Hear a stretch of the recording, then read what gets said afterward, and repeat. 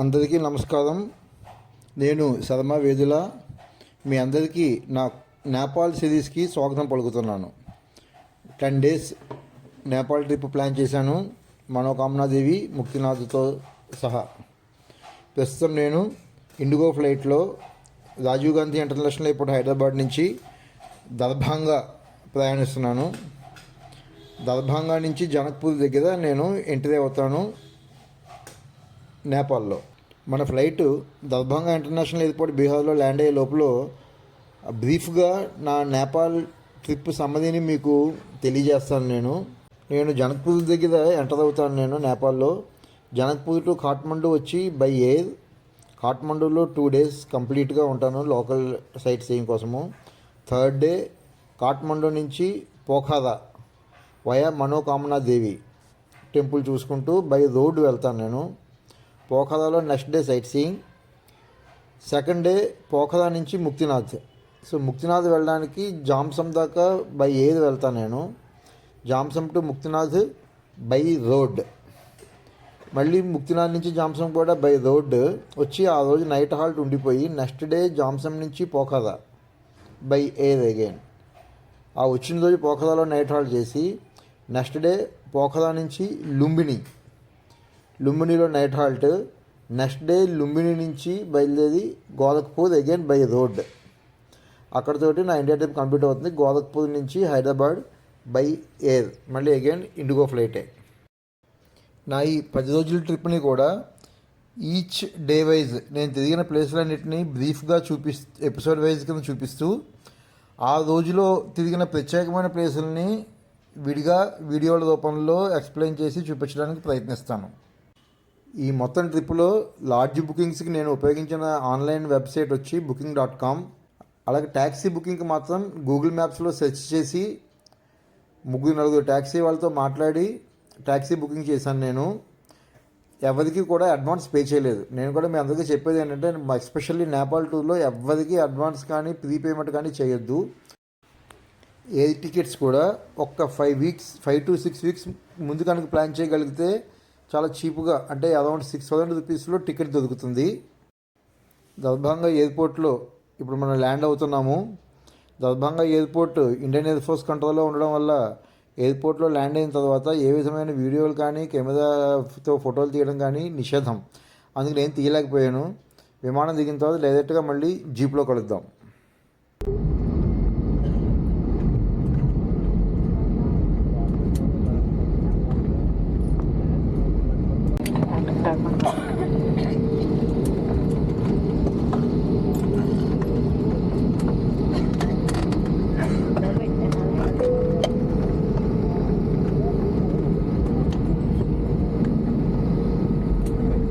Mobile phones का इस्तेमाल कर सकते हैं। सीट बेल्ट साइन बंद होने और विमान के रुकने तक आप अपने स्थान पर बैठे रहें। कृपया सामान कक्ष सावधानी से खोलें। You may now use your mobile phones. We request you to please remain seated until the seat belt sign has been switched off. Please be careful while opening the overhead bins.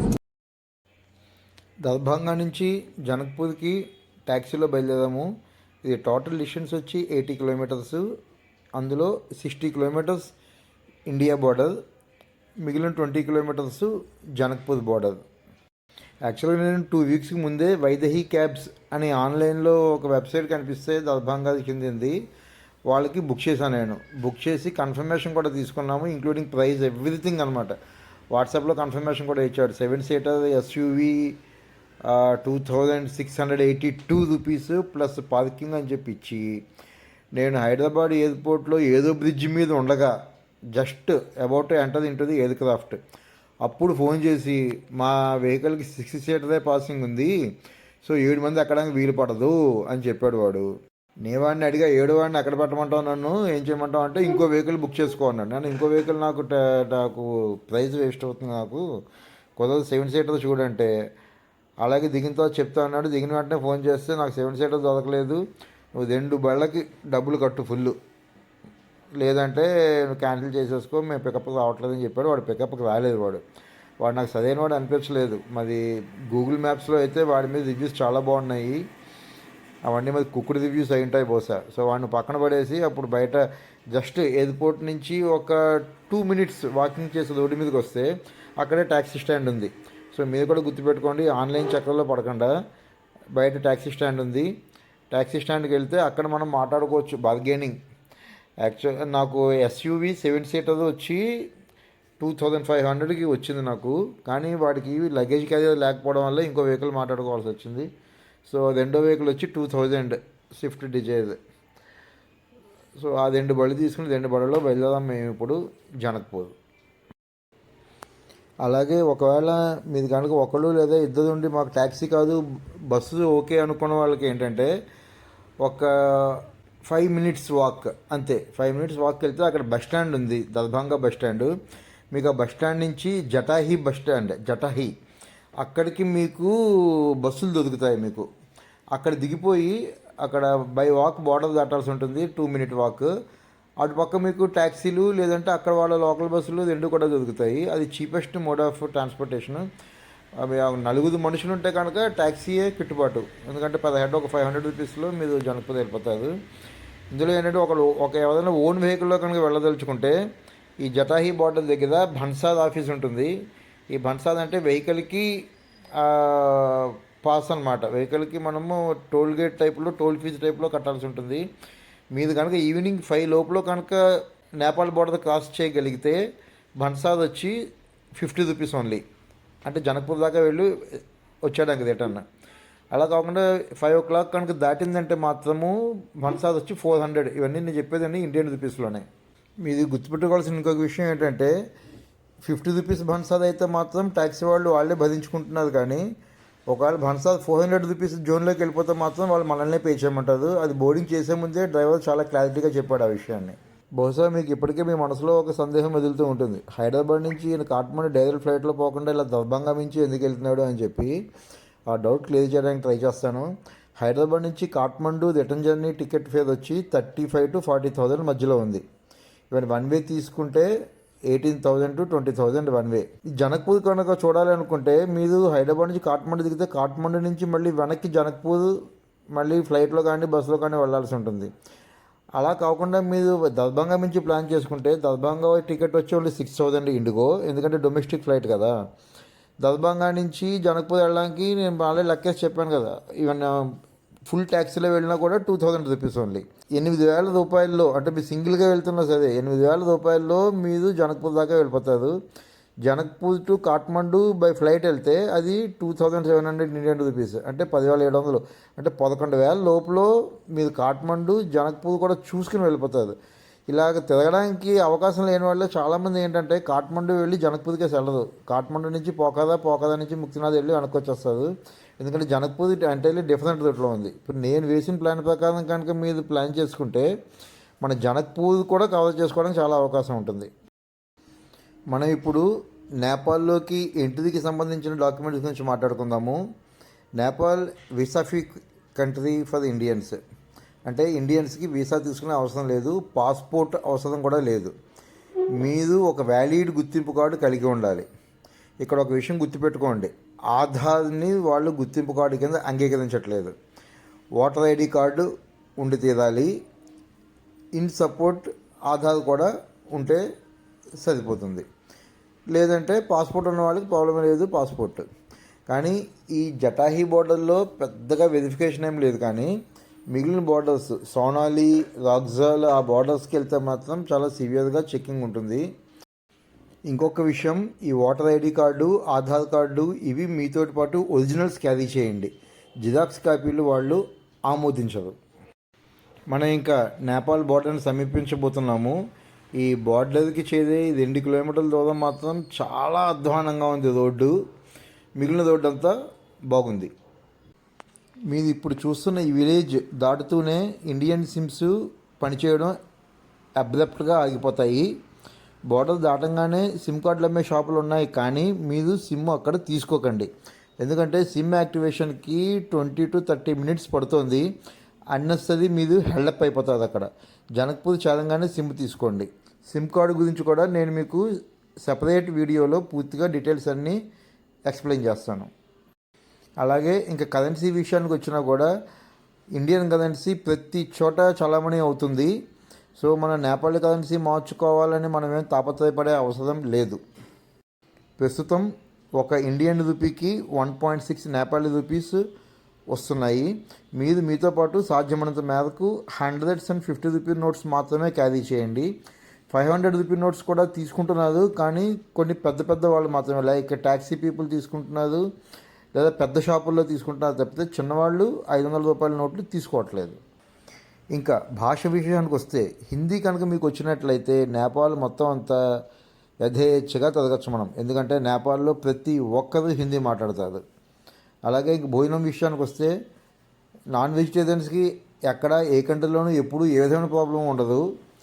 శాకాహారుల విషయానికి వస్తే నేపాల్లో ప్రతి ఊరిలోనూ కూడా pure vegetarian restaurants ఉన్నాయి. కొద్దిగా కొన్ని చోట్ల మాత్రం చిన్న వాళ్ళలో ఓపికగా వెతుక్కుని చూడాల్సి ఉంటుంది. పెద్ద సిటీస్ అన్నింటిలోనూ like tourist places Janakpur, Kathmandu, Pokhara, ఈ అన్ని చోట్ల కూడా ప్యూర్ వెజిటేరియన్ రెస్టారెంట్స్ చాలా ఉన్నాయి. కరెన్సీ గురించి ఇంకొక విషయం చెప్పడం మీకు మర్చిపోయాను నేను.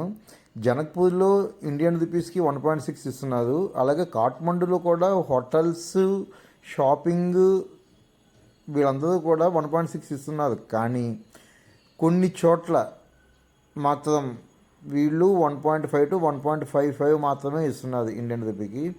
ఇంకొకటి, కాఠ్మండు వెళ్ళిన తర్వాత మాత్రం మీరు కొన్ని నేపాలీ రూపీస్లో కన్వర్ట్ చేసుకోవడానికి ప్రయత్నించండి. ఎందుకంటే కొన్ని ప్రవేశ స్థలాలు, అంటే ఇప్పుడు ఈ సైట్ సీయింగ్ స్పాట్స్ ఏవైతే ఉన్నాయో వాటిలో ఎంట్రన్స్ ఫీజులు కొన్ని చోట్ల కేవలం నేపాలీ రూపీసే తీసుకుంటున్నారు, ఇండియన్ రూపీస్ తీసుకోవట్లేదు. సో అలాంటి చోట్ల మీరు అక్కడ ఎక్స్చేంజ్కి వెళ్తే వాళ్ళు 1.5 ఆఫర్ చేస్తున్నారు.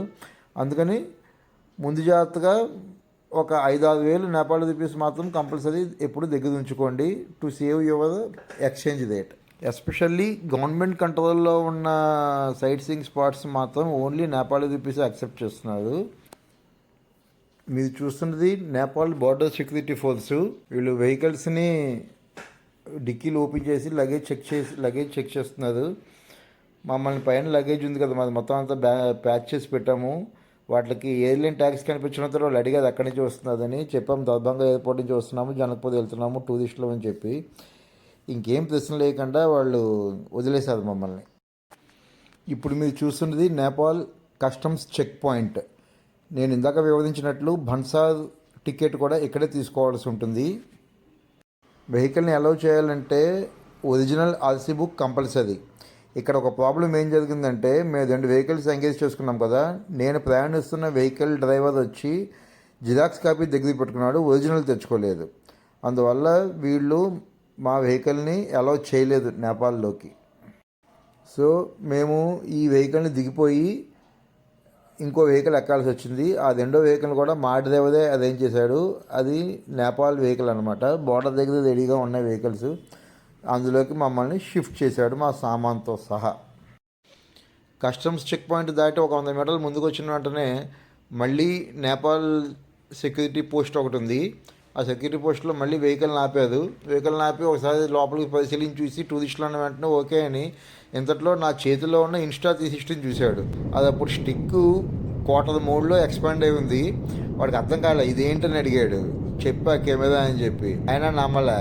ఆన్ చేసి చూపిస్తే అప్పుడు తలాడించి పంపించేసాడు. ఇందాక అతనికి తుపాకీలా కనిపించినట్టుంది. అదే అంటున్నాను, ఎంత అనుమానంగా చూసాడు దీనికి కెమెరా అనే వాళ్ళకి తెలియనప్పుడు ఏమనుకుంటారు, ఏదో అనుకుంటారు వాళ్ళు. ఎంత అనుమానంగా చూసాడు దీనికి.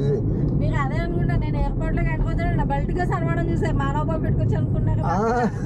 హైదరాబాద్ ఎయిర్పోర్ట్ లోనే తెలుసా, వాడు ఇలాగ చూస్తాడు బెల్ట్ కేసాడు అనుకున్నాను. పెట్టుకు రాకూడదు, బెల్ట్ పెట్టుకొచ్చాను కదా, పైకి పెట్టాను కదా, లోపల పెడితే ఇంకా రావడం పైకి తీసేయచ్చు. ఆ పొట్టలో ఏదో పెట్టుకొచ్చి అనుకుంటాను, ఎందుకు వచ్చింది అలా, అందుకని పైకే పెట్టాను నేను. పైగా కంఫర్ట్ ఉండదు, లోపల కదిలిపోతుంది, తీయడానికి జరపడానికి ఉండదు. పైన అంటే ఉండొచ్చు కొంచెం. ఇప్పుడు మన షోకి తక్కువ వచ్చిందిలే, ఉన్నట్టు చూసి పెట్టుకోవడానికి ఏమైంది పైన పెట్టాను. ఇప్పుడు నెగ్లెక్ట్ చేసి నాకు అసలు ఇది ఇష్టం లేదు, పెట్టుకోకుండా రావడం.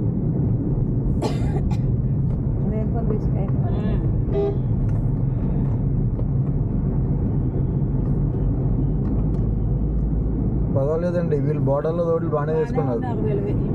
ఇదే మొత్తం రోడ్లన్నీ కూడా ఇలాగ బాగుంటాయి బట్టలు పెడతాను. కానీ ఏంటంటే ఇలాంటి చోటుకి వస్తే ఒక ఫారిన్ కంట్రీకి వచ్చిన ఫీల్ ఉండదు. ఎలా ఉంటుంది ఓ పల్లెటూరులో ఉన్నట్టే ఉంది, ఇంకా అమలాపురం వెళ్తున్నట్టుంది చెప్పాలంటే ఇటువంటి కూడా.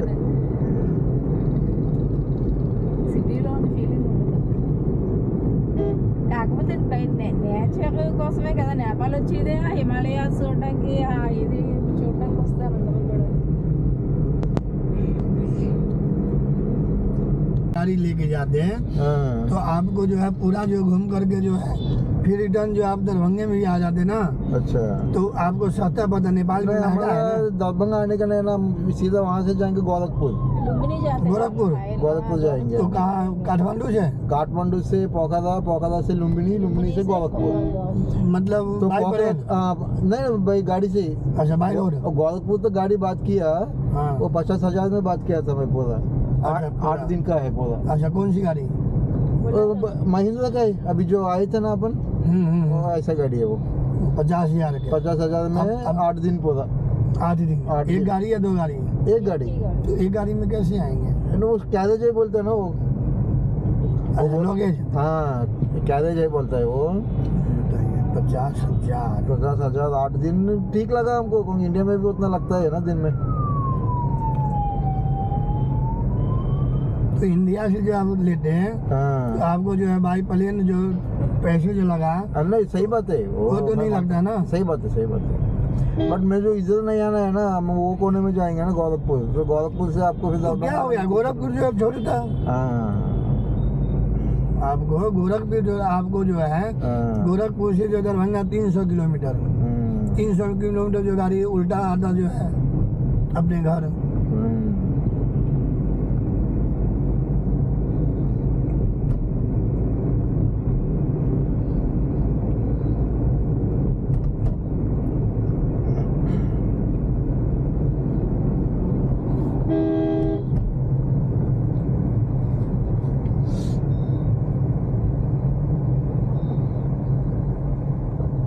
यहाँ सभी हिंदी बोलते हैं ना, तो सब पूरा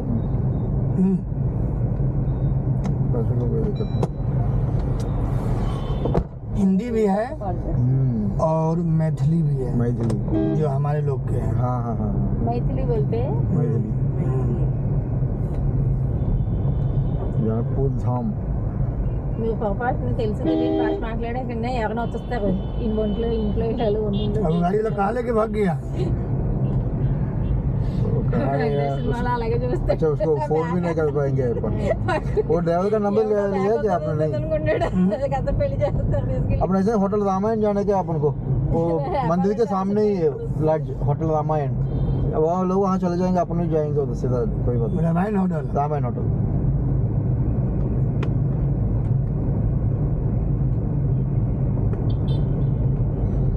उनको बोल दिया मैं ही, तो वो लोग वहीं जाएंगे। अपन वो पुलिस के पास क्या ना, उस टाइम वो निकल गया होगा आगे वो।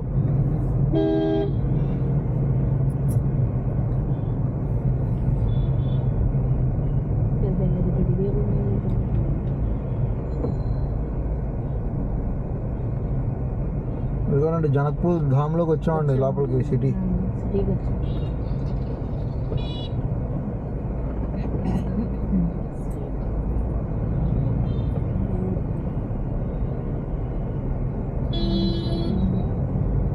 యాక్చువల్లీ మందిర్ కూడా వచ్చేసినట్టు మనం. అదేనా మందిర్, అదే శ్రీరామన్ రాసింది కదా, ఇదే మందిర్. శ్రీరామ్ మందిర్ ఇవన్నీ పెట్టారు, ఇదే మందిర్. ఇక్కడెక్కడో పక్కకు ఉంటుంది రామాయణ హోటల్.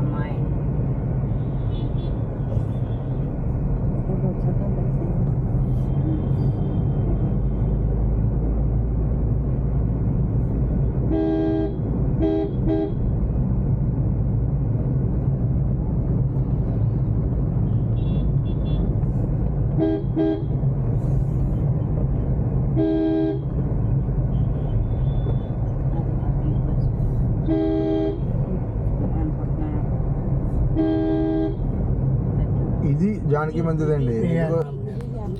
ఫ్రెండ్స్ ఫైనల్లీ మనం మన డెస్టినేషన్ అయినటువంటి జనక్పూర్కి చేరుకోవడం జరిగింది. హైదరాబాద్లో 12:20కి డిపార్చర్ అయ్యి 6:20కి జనక్పూర్ చేరుకున్నాం, అంటే 6 అవర్స్ డ్యూరేషన్లో.